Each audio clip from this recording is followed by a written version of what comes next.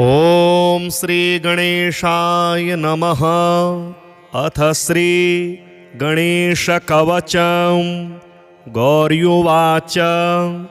अशोचित पलो दैत्यान् बाल्येऽपि नाशयत्यहो।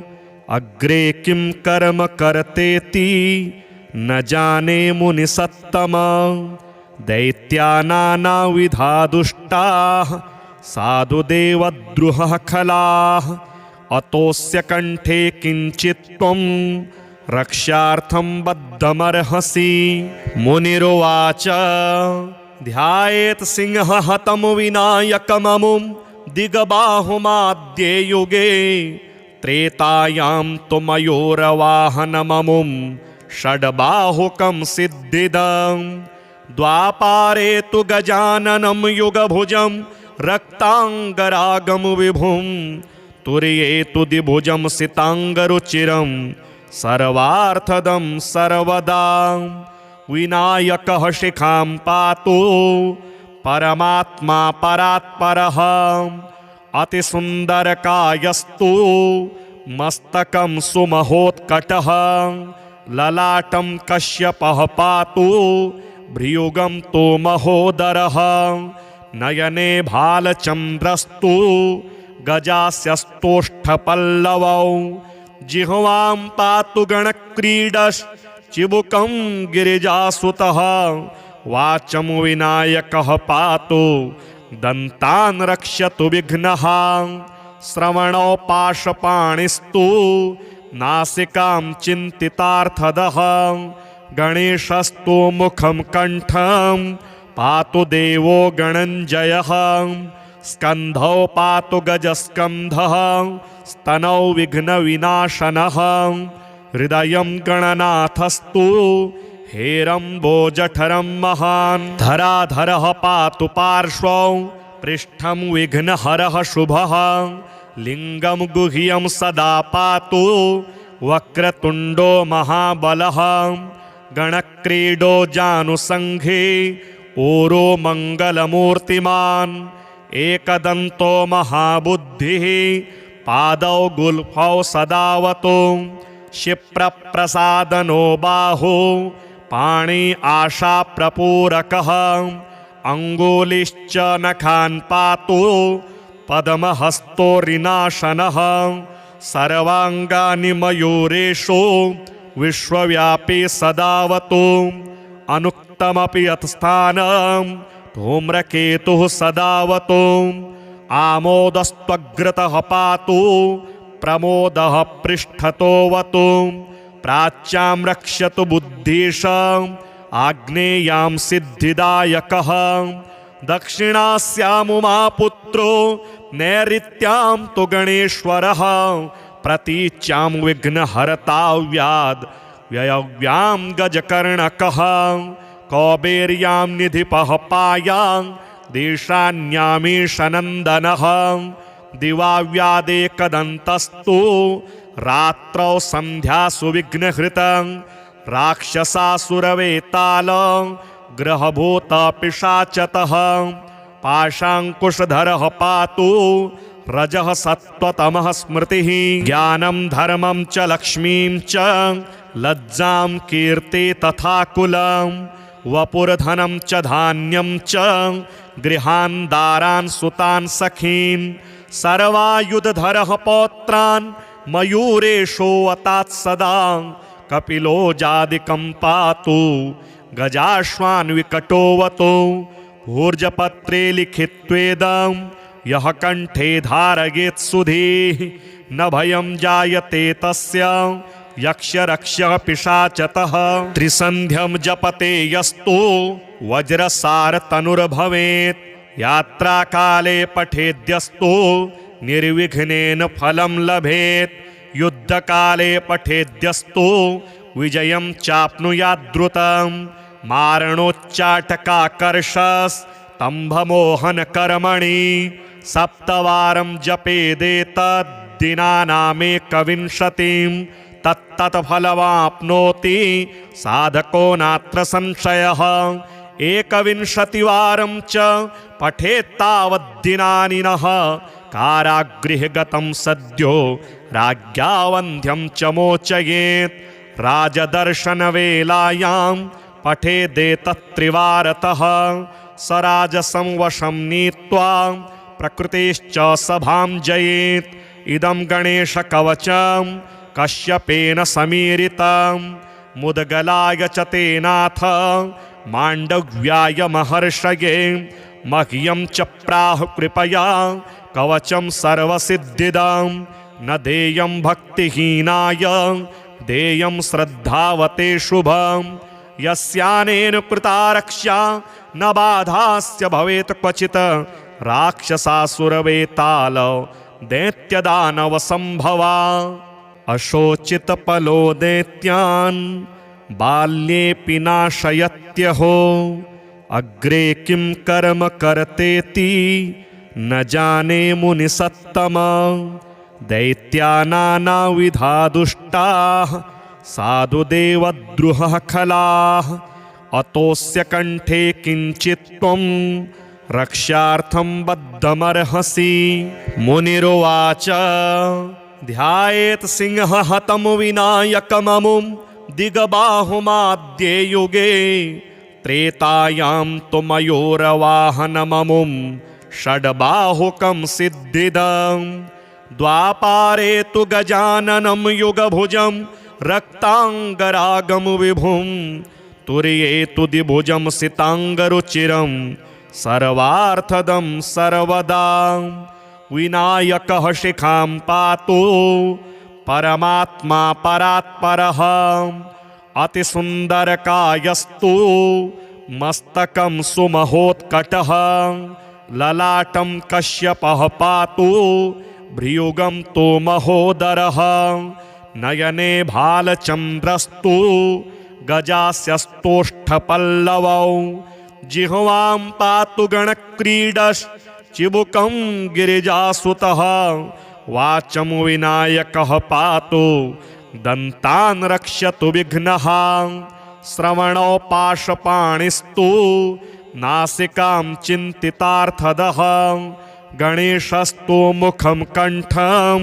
पातु देवो गणञ्जयः स्कन्धौ पातु गजस्कन्धः स्तनौ विघ्नविनाशनः हृदयं गणनाथस्तु हेरम्बोजठरं महान् धराधरः पातु पार्श्वौ पृष्ठं विघ्नहरः शुभः लिङ्गं गुह्यं सदा पातु वक्रतुण्डो महाबलः गणक्रीडो जानुसङ्घे ऊरो मङ्गलमूर्तिमान् एकदन्तो महाबुद्धिः पादौ गुल्फौ सदावतो क्षिप्रप्रसादनो बाहु पाणि आशाप्रपूरकः अङ्गुलिश्च नखान् पातु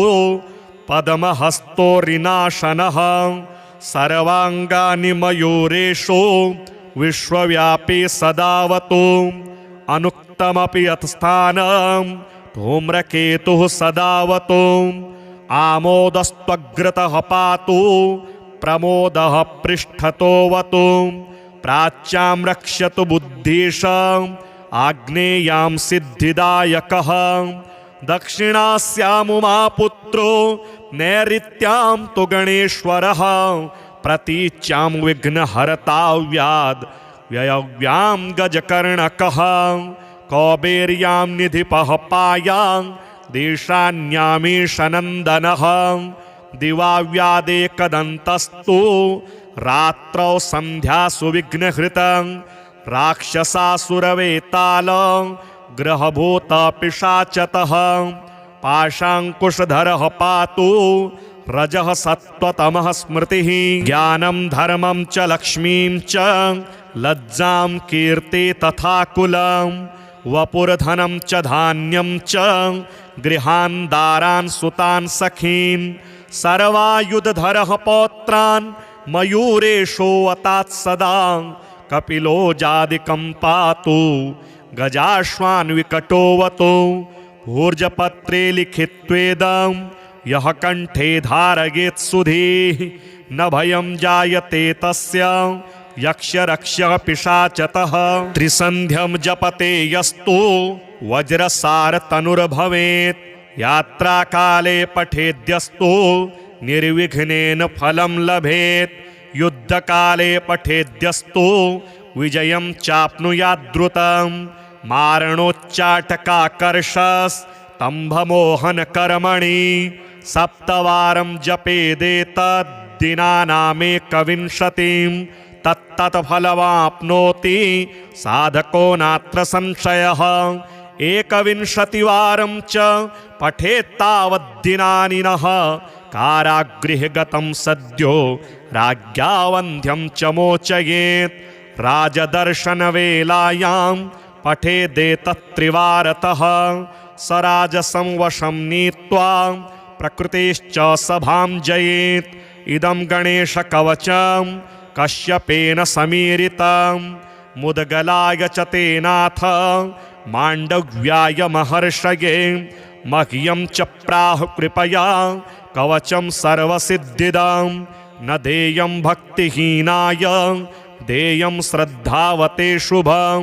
यस्यानेन कृता रक्षा न बाधास्य भवेत् क्वचित्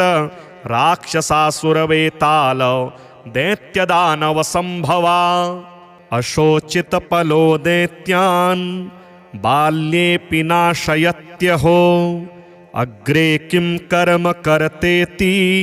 न जाने मुनिसत्तमा दैत्या नानाविधा दुष्टाः साधुदेवद्रुहः खलाः अतोऽस्य कण्ठे किञ्चित् त्वं रक्षार्थं बद्धमर्हसि मुनिरुवाच ध्यायेत् सिंहहतं विनायकममुं दिगबाहुमाद्ये युगे त्रेतायां तु मयूरवाहनममुं षड्बाहुकं सिद्धिदं द्वापारे तु गजाननं युगभुजं रक्ताङ्गरागं विभुं तुर्ये तु द्विभुजं सिताङ्गरुचिरं सर्वार्थदं सर्वदा विनायकः शिखां पातु परमात्मा परात्परः अतिसुन्दरकायस्तु मस्तकं सुमहोत्कटः ललाटं कश्यपः पातु भ्रियुगं तु महोदरः नयने भालचन्द्रस्तु गजास्यस्तोष्ठपल्लवौ जिह्वां पातु गणक्रीडश्चिबुकं गिरिजासुतः वाचं विनायकः पातु दन्तान् रक्षतु विघ्नः श्रवणौ पाशपाणिस्तु नासिकां चिन्तितार्थदः गणेशस्तु मुखं कण्ठं पातु देवो गणञ्जयः स्कन्धौ पातु गजस्कन्धः स्तनौ विघ्नविनाशनः हृदयं गणनाथस्तु हेरम्बोजठरं महान् धराधरः पातु पार्श्वौ पृष्ठं विघ्नहरः शुभः लिङ्गं गुह्यं सदा पातु वक्रतुण्डो महाबलः गणक्रीडो जानुसङ्घे ऊरो मङ्गलमूर्तिमान् एकदन्तो महाबुद्धिः पादौ गुल्फौ सदावतो क्षिप्रप्रसादनो बाहु पाणि आशाप्रपूरकः अङ्गुलिश्च नखान् पातु पद्महस्तो रिनाशनः सर्वाङ्गानि मयूरेषु विश्वव्यापी सदावतु अनुक्तमपि यत्स्थानं धूम्रकेतुः सदावतु आमोदस्त्वग्रतः पातु प्रमोदः पृष्ठतोऽवतु प्राच्यां रक्षतु बुद्धिश आग्नेयां सिद्धिदायकः दक्षिणास्यामुमापुत्रो नैऋत्यां तु गणेश्वरः प्रतीच्यां विघ्नहर्ताव्याद् व्ययव्यां गजकर्णकः कौबेर्यां निधिपः पायां देशान्यामीशनन्दनः दिवाव्यादेकदन्तस्तु रात्रौ सन्ध्यासु विघ्नहृतं राक्षसासुरवेताल ग्रहभूतपिशाचतः पाशाङ्कुशधरः पातु रजः सत्त्वतमः स्मृतिः ज्ञानं धर्मं च लक्ष्मीं च लज्जां कीर्ति तथा कुलं वपुर्धनं च धान्यं च गृहान् दारान् सुतान् सखीन् सर्वायुधधरः पौत्रान् मयूरेशोऽवतात् सदा कपिलो जादिकं पातु गजाश्वान् विकटोऽवतु भूर्जपत्रे लिखित्वेदं यः कण्ठे धारयेत् सुधीः न भयं जायते तस्य यक्षरक्षः पिशाचतः त्रिसन्ध्यं जपते यस्तु वज्रसारतनुर्भवेत् यात्राकाले पठेद्यस्तु निर्विघ्नेन फलं लभेत् युद्धकाले पठेद्यस्तु विजयं चाप्नुयाद्रुतं मारणोच्चाटकाकर्षस्तम्भमोहनकर्मणि सप्तवारं जपेदेतद्दिनानामेकविंशतिं तत्तत्फलमाप्नोति साधको नात्र संशयः एकविंशतिवारं च पठेत्तावद्दिनानि नः कारागृहे गतं सद्यो राज्ञा वन्ध्यं च मोचयेत् राजदर्शनवेलायां पठेदेतत्त्रिवारतः स राजसं वशं नीत्वा प्रकृतेश्च सभां जयेत् इदं गणेशकवचं कश्यपेन समीरितं मुद्गलाय च तेनाथ माण्डव्याय महर्षये मह्यं च प्राह कृपया कवचं सर्वसिद्धिदं न देयं भक्तिहीनाय देयं श्रद्धावते शुभं यस्यानेन कृता रक्षा न बाधास्य भवेत् क्वचित् राक्षसासुरवेताल दैत्यदानवसम्भवा अशोचितपलो दैत्यान् बाल्येऽपि नाशयत्यहो अग्रे किं कर्म कर्तेति न जाने मुनिसत्तमा दैत्यानानाविधा दुष्टाः साधुदेवद्रुहः खलाः अतोऽस्य कण्ठे किञ्चित् त्वं रक्षार्थं बद्धमर्हसि मुनिरुवाच ध्यायेत् सिंहहतं विनायकममुं दिगबाहुमाद्ये युगे त्रेतायां तु मयूरवाहनममुं षड्बाहुकं सिद्धिदं द्वापारे तु गजाननं युगभुजं रक्ताङ्गरागं विभुं तुर्ये तु द्विभुजं सिताङ्गरुचिरं सर्वार्थदं सर्वदा विनायकः शिखां पातु परमात्मा परात्परः अतिसुन्दरकायस्तु मस्तकं सुमहोत्कटः ललाटं कश्यपः पातु भ्रियुगं तु महोदरः नयने भालचन्द्रस्तु गजास्यस्तोष्ठपल्लवौ जिह्वां पातु गणक्रीडश्चिबुकं गिरिजासुतः वाचं विनायकः पातु दन्तान् रक्षतु विघ्नः श्रवणौ पाशपाणिस्तु नासिकां चिन्तितार्थदः गणेशस्तु मुखं कण्ठं पातु देवो गणञ्जयः स्कन्धौ पातु गजस्कन्धः स्तनौ विघ्नविनाशनः हृदयं गणनाथस्तु हेरम्बोजठरं महान् धराधरः पातु पार्श्वौ पृष्ठं विघ्नहरः शुभः लिङ्गं गुह्यं सदा पातु वक्रतुण्डो महाबलः गणक्रीडो जानुसङ्घे ओरो मङ्गलमूर्तिमान् एकदन्तो महाबुद्धिः पादौ गुल्फौ सदावतु क्षिप्रप्रसादनो बाहु पाणि आशाप्रपूरकः अङ्गुलिश्च नखान् पातु पद्महस्तो ऋणाशनः सर्वाङ्गानि मयूरेषु विश्वव्यापी सदावतु अनुक्तमपि यत्स्थानं धूम्रकेतुः सदावतु आमोदस्त्वग्रतः पातु प्रमोदः पृष्ठतोऽवतु प्राच्यां रक्षतु बुद्धीश आग्नेयां सिद्धिदायकः दक्षिणास्यामुमापुत्रो नैऋत्यां तु गणेश्वरः प्रतीच्यां विघ्नहर्ताव्याद् व्ययव्यां गजकर्णकः कौबेर्यां निधिपः पायां देशान्यामीशनन्दनः दिवाव्यादेकदन्तस्तु रात्रौ सन्ध्यासु विघ्नहृतं राक्षसासुरवेताल ग्रहभूतपिशाचतः पाशाङ्कुशधरः पातु रजः सत्त्वतमः स्मृतिः ज्ञानं धर्मं च लक्ष्मीं च लज्जां कीर्ति तथा कुलं वपुर्धनं च धान्यं च गृहान् दारान् सुतान् सखीन् सर्वायुधधरः पौत्रान् मयूरेशोऽवतात् सदा कपिलो जादिकं पातु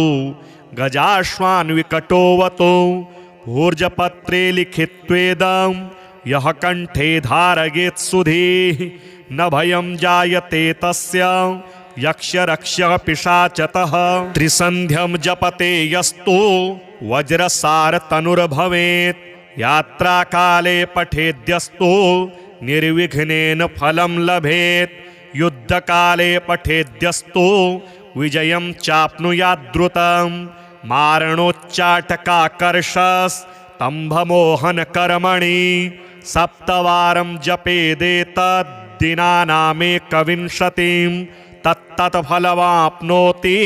साधको नात्र संशयः एकविंशतिवारं च पठेत्तावद्दिनानि नः कारागृहगतं सद्यो राज्ञा वन्ध्यं च मोचयेत् राजदर्शनवेलायां पठेदेतत्त्रिवारतः स राजसं वशं नीत्वा प्रकृतेश्च सभां जयेत् इदं गणेशकवचं कश्यपेन समीरितं मुद्गलाय च तेनाथ माण्डव्याय महर्षये मह्यं च प्राह कृपया कवचं सर्वसिद्धिदं न देयं भक्तिहीनाय देयं श्रद्धावते शुभं यस्यानेन कृता रक्षा न बाधास्य भवेत् क्वचित् राक्षसासुरवेताल दैत्यदानवसम्भवा अशोचितपलो दैत्यान् बाल्येऽपि नाशयत्यहो अग्रे किं कर्म कर्तेति न जाने मुनिसत्तम दैत्या नानाविधा दुष्टाः साधुदेवद्रुहः खलाः अतोऽस्य कण्ठे किञ्चित् त्वं रक्षार्थं बद्धमर्हसि मुनिरुवाच ध्यायेत् सिंहहतं विनायकममुं दिगबाहुमाद्ये युगे त्रेतायां तु मयूरवाहनममुं षड्बाहुकं सिद्धिदं द्वापारे तु गजाननं युगभुजं रक्ताङ्गरागं विभुं तुर्ये तु द्विभुजं सिताङ्गरुचिरं सर्वार्थदं सर्वदा विनायकः शिखां पातु परमात्मा परात्परः अतिसुन्दरकायस्तु मस्तकं सुमहोत्कटः ललाटं कश्यपः पातु भ्रियुगं तु महोदरः नयने भालचन्द्रस्तु गजास्यस्तोष्ठपल्लवौ जिह्वां पातु गणक्रीडश्चिबुकं गिरिजासुतः वाचं विनायकः पातु दन्तान् रक्षतु विघ्नः श्रवणौ पाशपाणिस्तु नासिकां चिन्तितार्थदः गणेशस्तु मुखं कण्ठं पातु देवो गणञ्जयः स्कन्धौ पातु गजस्कन्धः स्तनौ विघ्नविनाशनः हृदयं गणनाथस्तु हेरम्बोजठरं महान् धराधरः पातु पार्श्वौ पृष्ठं विघ्नहरः शुभः लिङ्गं गुह्यं सदा पातु वक्रतुण्डो महाबलः गणक्रीडो जानुसङ्घे ओरो मङ्गलमूर्तिमान् एकदन्तो महाबुद्धिः पादौ गुल्फौ सदावतो क्षिप्रप्रसादनो बाहु पाणि आशाप्रपूरकः अङ्गुलिश्च नखान् पातु पद्महस्तोरिनाशनः सर्वाङ्गानि मयूरेषु विश्वव्यापी सदावतु अनुक्तमपि यत्स्थानं धूम्रकेतुः सदावतु आमोदस्त्वग्रतः पातु प्रमोदः पृष्ठतोऽवतु प्राच्यां रक्षतु बुद्धिशाम् आग्नेयां सिद्धिदायकः दक्षिणास्यामुमापुत्रो नैऋत्यां तु गणेश्वरः प्रतीच्यां विघ्नहर्ताव्याद् व्ययव्यां गजकर्णकः कौबेर्यां निधिपः पायां देशान्यामीशनन्दनः दिवाव्यादेकदन्तस्तु रात्रौ सन्ध्यासु विघ्नहृतं राक्षसासुरवेताल ग्रहभूतपिशाचतः पाशाङ्कुशधरः पातु रजः सत्त्वतमः स्मृतिः ज्ञानं धर्मं च लक्ष्मीं च लज्जां कीर्ति तथा कुलं वपुर्धनं च धान्यं च गृहान् दारान् सुतान् सखीन् सर्वायुधधरः पौत्रान् मयूरेशोऽवतात् सदा कपिलो जादिकं पातु गजाश्वान् विकटोऽवतु भूर्जपत्रे लिखित्वेदं यः कण्ठे धारयेत् सुधीः न भयं जायते तस्य यक्षरक्षः पिशाचतः त्रिसन्ध्यं जपते यस्तु वज्रसारतनुर्भवेत् यात्राकाले पठेद्यस्तु निर्विघ्नेन फलं लभेत् युद्धकाले पठेद्यस्तु विजयं चाप्नुयाद्रुतं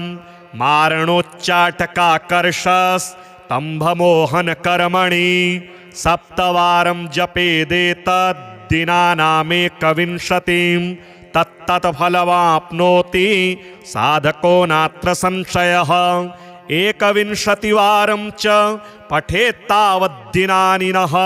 कारागृहगतं सद्यो राज्ञा वन्ध्यं च मोचयेत् राजदर्शनवेलायां पठेदेतत्त्रिवारतः स राजसं वशं नीत्वा प्रकृतेश्च सभां जयेत् इदं गणेशकवचं कश्यपेन समीरितं मुद्गलाय च तेनाथ माण्डव्याय महर्षये मह्यं च प्राह कृपया कवचं सर्वसिद्धिदं न देयं भक्तिहीनाय देयं श्रद्धावते शुभं यस्यानेन कृता रक्षा न बाधास्य भवेत् क्वचित् राक्षसासुरवेताल दैत्यदानवसम्भवा अशोचितपलो दैत्यान् बाल्येऽपि नाशयत्यहो अग्रे किं कर्म कर्तेति न जाने मुनिसत्तमा दैत्या नानाविधा दुष्टाः साधुदेवद्रुहः खलाः अतोऽस्य कण्ठे किञ्चित् त्वं रक्षार्थं बद्धमर्हसि मुनिरुवाच ध्यायेत् सिंहहतं विनायकममुं दिग्बाहुमाद्ये युगे त्रेतायां तु मयूरवाहनममुं षड्बाहुकं सिद्धिदं द्वापारे तु गजाननं युगभुजं रक्ताङ्गरागं विभुं तुर्ये तु द्विभुजं सिताङ्गरुचिरं सर्वार्थदं सर्वदा विनायकः शिखां पातु परमात्मा परात्परः अतिसुन्दरकायस्तु मस्तकं सुमहोत्कटः ललाटं कश्यपः पातु भ्रियुगं तु महोदरः नयने भालचन्द्रस्तु गजास्यस्तोष्ठपल्लवौ जिह्वां पातु गणक्रीडश्चिबुकं गिरिजासुतः वाचं विनायकः पातु दन्तान् रक्षतु विघ्नः श्रवणौ पाशपाणिस्तु नासिकां चिन्तितार्थदः गणेशस्तु मुखं कण्ठं पातु देवो गणञ्जयः स्कन्धौ पातु गजस्कन्धः स्तनौ विघ्नविनाशनः हृदयं गणनाथस्तु हेरम्बोजठरं महान् धराधरः पातु पार्श्वौ पृष्ठं विघ्नहरः शुभः लिङ्गं गुह्यं सदा पातु वक्रतुण्डो महाबलः गणक्रीडो जानुसङ्घे ऊरो मङ्गलमूर्तिमान् एकदन्तो महाबुद्धिः पादौ गुल्फौ सदावतो क्षिप्रप्रसादनो बाहु पाणि आशाप्रपूरकः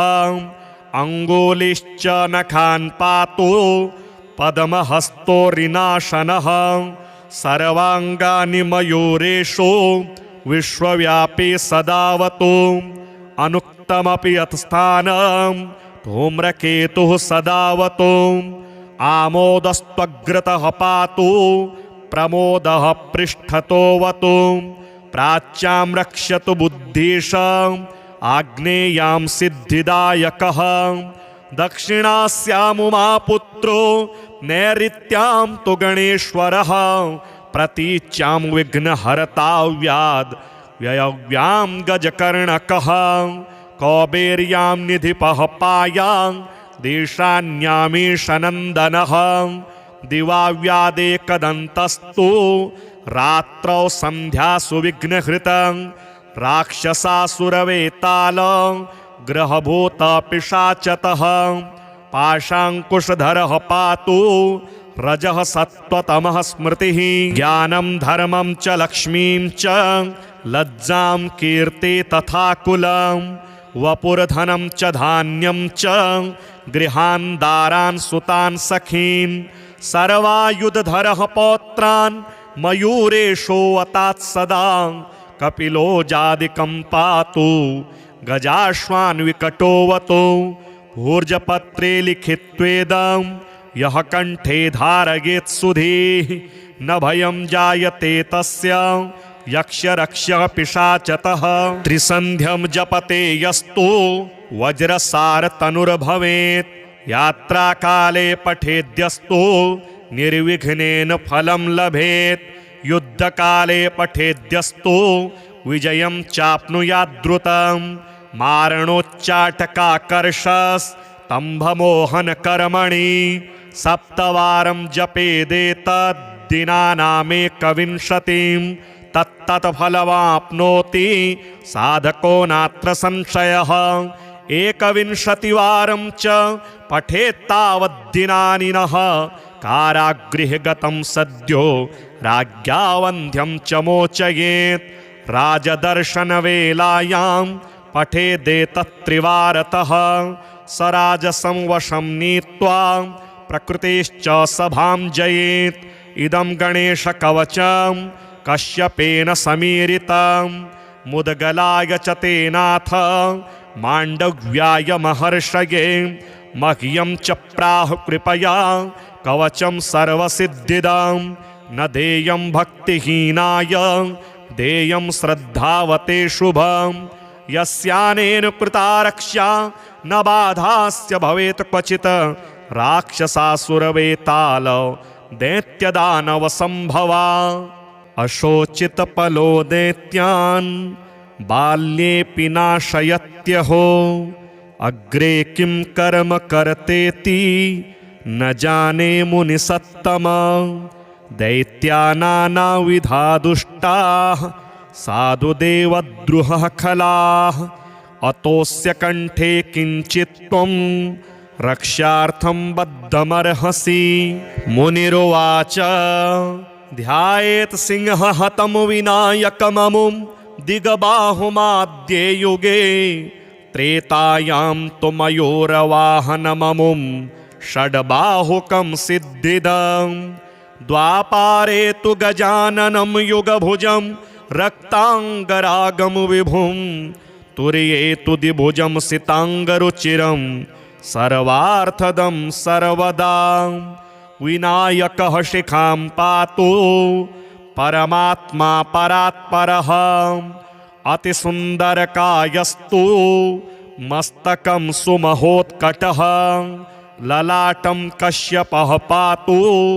भ्रियुगं तु महोदरः नयने भालचन्द्रस्तु गजास्यस्तोष्ठपल्लवौ जिह्वां पातु गणक्रीडश्चिबुकं गिरिजासुतः वाचं विनायकः पातु दन्तान् रक्षतु विघ्नः श्रवणौ पाशपाणिस्तु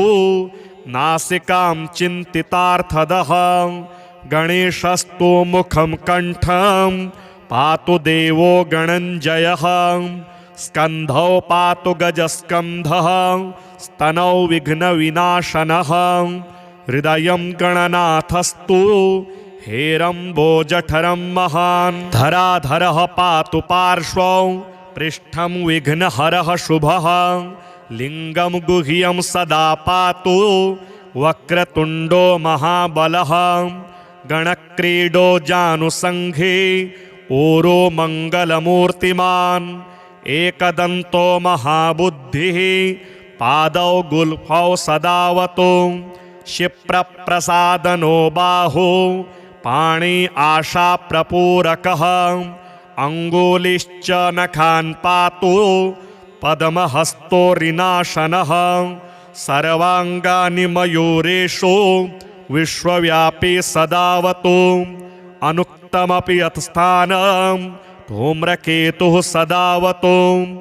आमोदस्त्वग्रतः पातु प्रमोदः पृष्ठतोऽवतु प्राच्यां रक्षतु बुद्धिशाम् आग्नेयां सिद्धिदायकः दक्षिणास्यामुमापुत्रो नैऋत्यां तु गणेश्वरः प्रतीच्यां विघ्नहर्ताव्याद् व्ययव्यां गजकर्णकः कौबेर्यां निधिपः पायां देशान्यामीशनन्दनः दिवाव्यादेकदन्तस्तु रात्रौ सन्ध्यासु विघ्नहृतं राक्षसासुरवेताल ग्रहभूतपिशाचतः पाशाङ्कुशधरः पातु रजः सत्त्वतमः स्मृतिः ज्ञानं धर्मं च लक्ष्मीं च लज्जां कीर्ति तथा कुलं वपुर्धनं च धान्यं च गृहान् दारान् सुतान् सखीन् सर्वायुधधरः पौत्रान् मयूरेशोऽवतात् सदा कपिलो जादिकं पातु गजाश्वान् विकटोऽवतु भूर्जपत्रे लिखित्वेदं यः कण्ठे धारयेत् सुधीः न भयं जायते तस्य यक्षरक्षपिशाचतः त्रिसन्ध्यं जपते यस्तु वज्रसारतनुर्भवेत् यात्राकाले पठेद्यस्तु निर्विघ्नेन फलं लभेत् युद्धकाले पठेद्यस्तु विजयं चाप्नुयाद्रुतं मारणोच्चाटकाकर्षस्तम्भमोहनकर्मणि सप्तवारं जपेदेतद्दिनानामेकविंशतिं तत्तत्फलमाप्नोति साधको नात्र संशयः एकविंशतिवारं च पठेत्तावद्दिनानि नः कारागृहे गतं सद्यो राज्ञा वन्ध्यं च मोचयेत् राजदर्शनवेलायां पठेदेतत्त्रिवारतः स राजसं वशं नीत्वा प्रकृतेश्च सभां जयेत् इदं गणेशकवचं कश्यपेन समीरितं मुद्गलाय च तेनाथ माण्डव्याय महर्षये मह्यं च प्राह कृपया कवचं सर्वसिद्धिदं न देयं भक्तिहीनाय देयं श्रद्धावते शुभं यस्यानेन कृता रक्षा न बाधास्य भवेत् क्वचित् राक्षसासुरवेताल दैत्यदानवसम्भवा अशोचितपलो दैत्यान् बाल्येऽपि नाशयत्यहो अग्रे किं कर्म कर्तेति न जाने मुनिसत्तमा दैत्यानानाविधा दुष्टाः साधुदेवद्रुहः खलाः अतोऽस्य कण्ठे किञ्चित् त्वं रक्षार्थं बद्धमर्हसि। मुनिरुवाच ध्यायेत् सिंहहतं विनायकममुं दिग्बाहुमाद्ये युगे त्रेतायां तु मयूरवाहनममुं षड्बाहुकं सिद्धिदं द्वापारे तु गजाननं युगभुजं रक्ताङ्गरागं विभुं तुर्ये तु द्विभुजं सिताङ्गरुचिरं सर्वार्थदं सर्वदा। विनायकः शिखां पातु परमात्मा परात्परः अतिसुन्दरकायस्तु मस्तकं सुमहोत्कटः ललाटं कश्यपः पातु भ्रियुगं तु महोदरः नयने भालचन्द्रस्तु गजास्यस्तोष्ठपल्लवौ जिह्वां पातु गणक्रीडश्चिबुकं गिरिजासुतः वाचं विनायकः पातु दन्तान् रक्षतु विघ्नः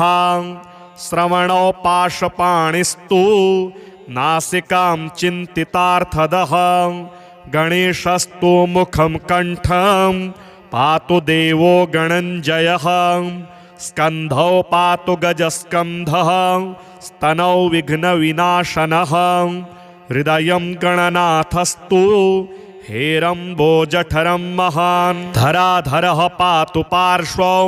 पृष्ठं विघ्नहरः शुभः लिङ्गं गुह्यं सदा पातु वक्रतुण्डो महाबलः गणक्रीडो जानुसङ्घे ऊरो मङ्गलमूर्तिमान् एकदन्तो महाबुद्धिः पादौ गुल्फौ सदावतो क्षिप्रप्रसादनो बाहु पाणि आशाप्रपूरकः अङ्गुलिश्च नखान् पातु पद्महस्तो ऋणाशनः सर्वाङ्गानि मयूरेषु विश्वव्यापी सदावतु अनुक्तमपि यत्स्थानं धूम्रकेतुः सदावतु आमोदस्त्वग्रतः पातु प्रमोदः पृष्ठतोऽवतु प्राच्यां रक्षतु बुद्धिशाम् आग्नेयां सिद्धिदायकः दक्षिणास्यामुमापुत्रो नैऋत्यां तु गणेश्वरः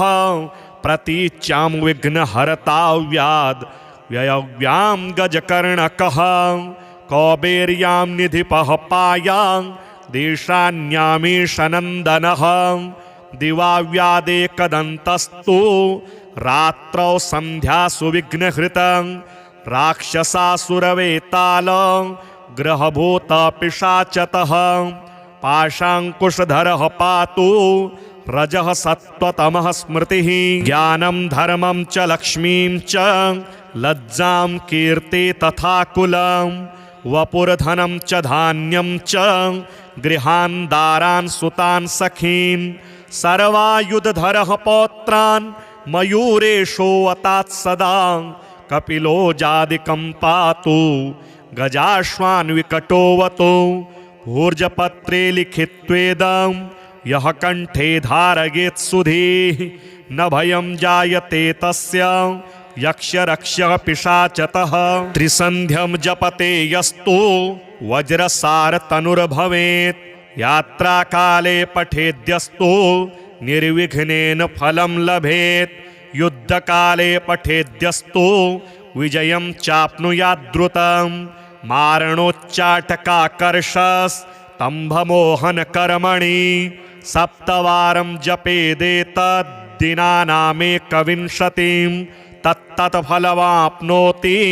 साधको नात्र संशयः एकविंशतिवारं च पठेत्तावद्दिनानि नः कारागृहे गतं सद्यो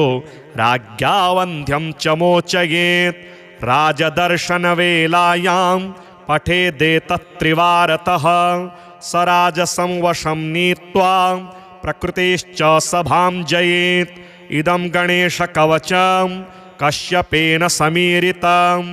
मुद्गलाय च तेनाथ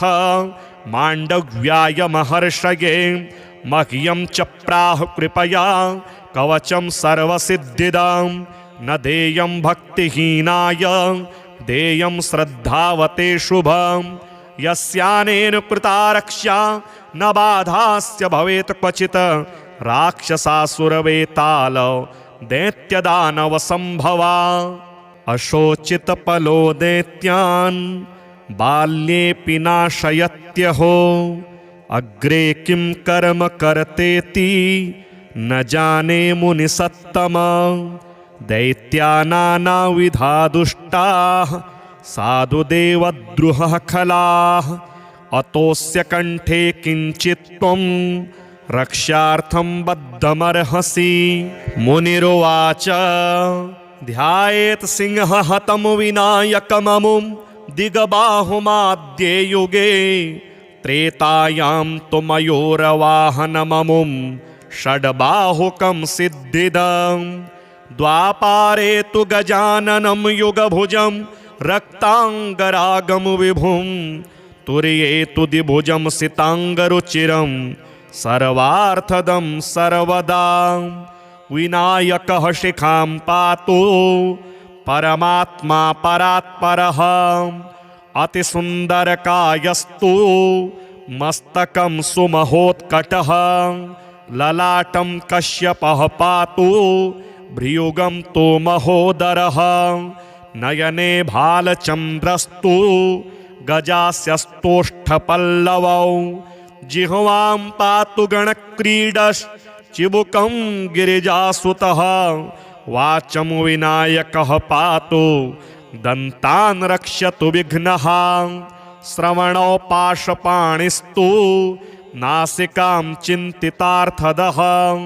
गणेशस्तु मुखं कण्ठं पातु देवो गणञ्जयः स्कन्धौ पातु गजस्कन्धः स्तनौ विघ्नविनाशनः हृदयं गणनाथस्तु हेरम्बोजठरं महान् धराधरः पातु पार्श्वौ पृष्ठं विघ्नहरः शुभः लिङ्गं गुह्यं सदा पातु वक्रतुण्डो महाबलः गणक्रीडो जानुसङ्घे ऊरो मङ्गलमूर्तिमान् एकदन्तो महाबुद्धिः पादौ गुल्फौ सदावतो क्षिप्रप्रसादनो बाहु पाणि आशाप्रपूरकः अङ्गुलिश्च नखान् पातु पद्महस्तो रिनाशनः सर्वाङ्गानि मयूरेषु विश्वव्यापी सदावतु अनुक्तमपि यत्स्थानं धूम्रकेतुः सदावतु आमोदस्त्वग्रतः पातु प्रमोदः पृष्ठतोऽवतु प्राच्यां रक्षतु बुद्धिश आग्नेयां सिद्धिदायकः दक्षिणास्यामुमापुत्रो नैऋत्यां तु गणेश्वरः प्रतीच्यां विघ्नहर्ताव्याद् व्ययव्यां गजकर्णकः कौबेर्यां निधिपः पायां देशान्यामीशनन्दनः दिवाव्यादेकदन्तस्तु रात्रौ सन्ध्यासु विघ्नहृतं राक्षसासुरवेताल ग्रहभूतपिशाचतः पाशाङ्कुशधरः पातु रजः सत्त्वतमः स्मृतिः ज्ञानं धर्मं च लक्ष्मीं च लज्जां कीर्ति तथा कुलं वपुर्धनं च धान्यं च गृहान् दारान् सुतान् सखीन् सर्वायुधधरः पौत्रान् मयूरेशोऽवतात् सदा कपिलो जादिकं पातु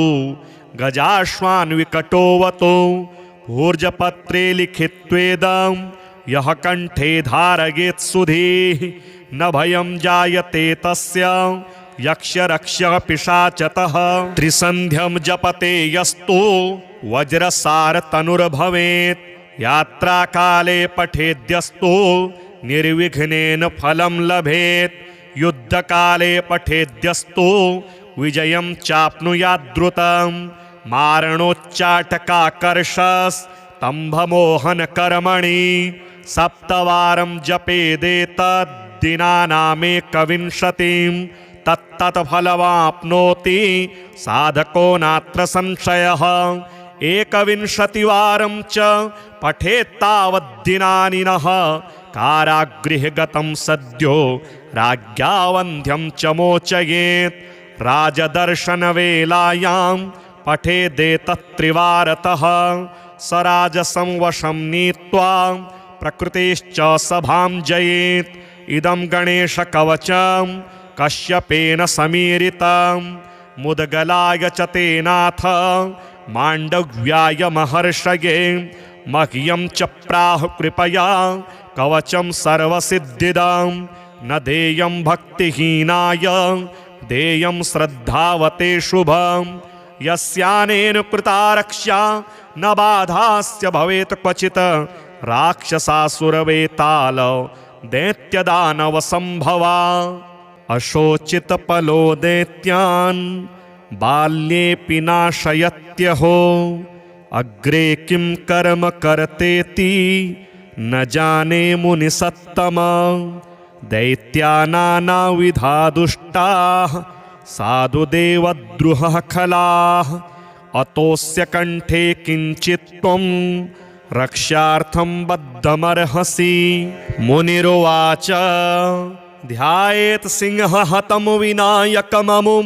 दिगबाहुमाद्ये युगे त्रेतायां तु मयूरवाहनममुं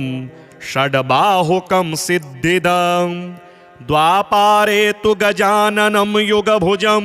रक्ताङ्गरागं विभुं तुर्ये तु द्विभुजं सिताङ्गरुचिरं सर्वार्थदं सर्वदा विनायकः शिखां पातु परमात्मा परात्परः अतिसुन्दरकायस्तु मस्तकं सुमहोत्कटः ललाटं कश्यपः पातु भ्रियुगं तु महोदरः नयने भालचन्द्रस्तु गजास्यस्तोष्ठपल्लवौ जिह्वां पातु गणक्रीडश्चिबुकं गिरिजासुतः वाचं विनायकः पातु दन्तान् रक्षतु विघ्नः श्रवणौ पाशपाणिस्तु नासिकां चिन्तितार्थदः गणेशस्तु मुखं कण्ठं पातु देवो गणञ्जयः स्कन्धौ पातु गजस्कन्धः स्तनौ विघ्नविनाशनः हृदयं गणनाथस्तु हेरम्बोजठरं महान् धराधरः पातु पार्श्वौ पृष्ठं विघ्नहरः शुभः लिङ्गं गुह्यं सदा पातु वक्रतुण्डो महाबलः गणक्रीडो जानुसङ्घे ऊरो मङ्गलमूर्तिमान् एकदन्तो महाबुद्धिः पादौ गुल्फौ सदावतु क्षिप्रप्रसादनो बाहु पाणि आशाप्रपूरकः अङ्गुलिश्च नखान् पातु पद्महस्तो रिनाशनः सर्वाङ्गानि मयूरेषु विश्वव्यापी सदावतु अनुक्तमपि यत्स्थानं धूम्रकेतुः सदावतु आमोदस्त्वग्रतः पातु प्रमोदः पृष्ठतोऽवतु प्राच्यां रक्षतु बुद्धिश आग्नेयां सिद्धिदायकः दक्षिणास्यामुमापुत्रो नैऋत्यां तु गणेश्वरः प्रतीच्यां विघ्नहर्ताव्याद् व्ययव्यां गजकर्णकः कौबेर्यां निधिपः पायां देशान्यामीशनन्दनः दिवाव्यादेकदन्तस्तु रात्रौ सन्ध्यासु विघ्नहृतं राक्षसासुरवेताल ग्रहभूतपिशाचतः पाशाङ्कुशधरः पातु रजः सत्त्वतमः स्मृतिः ज्ञानं धर्मं च लक्ष्मीं च लज्जां कीर्ति तथा कुलं वपुर्धनं च धान्यं च गृहान् दारान् सुतान् सखीन् सर्वायुधधरः पौत्रान् मयूरेशोऽवतात् सदा कपिलो जादिकं पातु गजाश्वान् विकटोऽवतु भूर्जपत्रे लिखित्वेदं यः कंठे धारयेत् सुधीः न भयं जायते तस्य यक्षरक्षः पिशाचतः। त्रिसन्ध्यं जपते यस्तु वज्रसारतनुर्भवेत् यात्राकाले पठेद्यस्तु निर्विघ्नेन फलं लभेत्। युद्धकाले पठेद्यस्तु विजयं चाप्नुयाद्रुतं। मारणोच्चाटकाकर्षस्तम्भमोहनकर्मणि सप्तवारं जपेदेतद्दिनानामेकविंशतिं तत्तत्फलमाप्नोति साधको नात्र संशयः। एकविंशतिवारं च पठेत्तावद्दिनानि नः कारागृहगतं सद्यो राज्ञा वन्ध्यं च मोचयेत्। राजदर्शनवेलायां पठेदेतत्त्रिवारतः स राजसं वशं नीत्वा प्रकृतेश्च सभां जयेत्। इदं गणेशकवचं कश्यपेन समीरितं मुद्गलाय च तेनाथ माण्डव्याय महर्षये। मह्यं च प्राह कृपया कवचं सर्वसिद्धिदं न देयं भक्तिहीनाय देयं श्रद्धावते शुभं। यस्यानेन कृता रक्षा न बाधास्य भवेत् क्वचित् राक्षसासुरवेताल दैत्यदानवसम्भवा। अशोचितपलो दैत्यान् बाल्येऽपि नाशयत्यहो अग्रे किं कर्म कर्तेति न जाने मुनिसत्तमा। दैत्यानानाविधा दुष्टाः साधुदेवद्रुहः खलाः अतोऽस्य कंठे किञ्चित् त्वं रक्षार्थं बद्धमर्हसि। मुनिरुवाच ध्यायेत् सिंहहतं विनायकममुं दिग्बाहुमाद्ये युगे त्रेतायां तु मयूरवाहनममुं षड्बाहुकं सिद्धिदम्। द्वापारे तु गजाननं युगभुजं रक्तांगरागं विभुं तुर्ये तु द्विभुजं सितांगरुचिरं सर्वार्थदं सर्वदा। विनायकः शिखां पातु परमात्मा परात्परः अतिसुन्दरकायस्तु मस्तकं सुमहोत्कटः। ललाटं कश्यपः पातु भ्रियुगं तु महोदरः। नयने भालचन्द्रस्तु गजास्यस्तोष्ठपल्लवौ जिह्वां पातु गणक्रीडश्चिबुकं गिरिजासुतः। वाचं विनायकः पातु दन्तान् रक्षतु विघ्नः। श्रवणौ पाशपाणिस्तु नासिकां चिन्तितार्थदः। गणेशस्तु मुखं कण्ठं पातु देवो गणञ्जयः। स्कन्धौ पातु गजस्कन्धः स्तनौ विघ्नविनाशनः। हृदयं गणनाथस्तु हेरम्बोजठरं महान्। धराधरः पातु पार्श्वौ पृष्ठं विघ्नहरः शुभः। लिङ्गं गुह्यं सदा पातु वक्रतुण्डो महाबलः। गणक्रीडो जानुसङ्घे ऊरो मङ्गलमूर्तिमान्। एकदन्तो महाबुद्धिः पादौ गुल्फौ सदावतो। क्षिप्रप्रसादनो बाहु पाणि आशाप्रपूरकः। अङ्गुलिश्च नखान् पातु पद्महस्तो ऋणाशनः। सर्वाङ्गानि मयूरेषु विश्वव्यापी सदावतु। अनुक्तमपि यत्स्थानं धूम्रकेतुः सदावतु। आमोदस्त्वग्रतः पातु प्रमोदः पृष्ठतोऽवतु। प्राच्यां रक्षतु बुद्धिशम् आग्नेयां सिद्धिदायकः। दक्षिणास्यामुमापुत्रो नैऋत्यां तु गणेश्वरः। प्रतीच्यां विघ्नहर्ताव्याद् व्ययव्यां गजकर्णकः। कौबेर्यां निधिपः पायां देशान्यामीशनन्दनः। दिवाव्यादेकदन्तस्तु रात्रौ सन्ध्यासु विघ्नहृतं। राक्षसासुरवेताल ग्रहभूत पिशाचतः पाशाङ्कुशधरः पातु रजः सत्त्वतमः स्मृतिः ज्ञानं धर्मं च लक्ष्मीं च लज्जां कीर्ति तथा कुलं वपुर्धनं च धान्यं च गृहान् दारान् सुतान् सखीन् सर्वायुधधरः पौत्रान् मयूरेशोऽवतात् सदा कपिलो जादिकं पातु गजाश्वान् विकटोऽवतु ऊर्जपत्रे लिखित्वेदं यः कण्ठे धारयेत् सुधीः न भयं जायते तस्य यक्षरक्ष्यः पिशाचतः त्रिसन्ध्यं जपते यस्तु वज्रसारतनुर्भवेत् यात्राकाले पठेद्यस्तु निर्विघ्नेन फलं लभेत् युद्धकाले पठेद्यस्तु विजयं चाप्नुयाद्रुतं मारणोच्चाटकाकर्षस्तम्भमोहनकर्मणि सप्तवारं जपेदेतद्दिनानामेकविंशतिं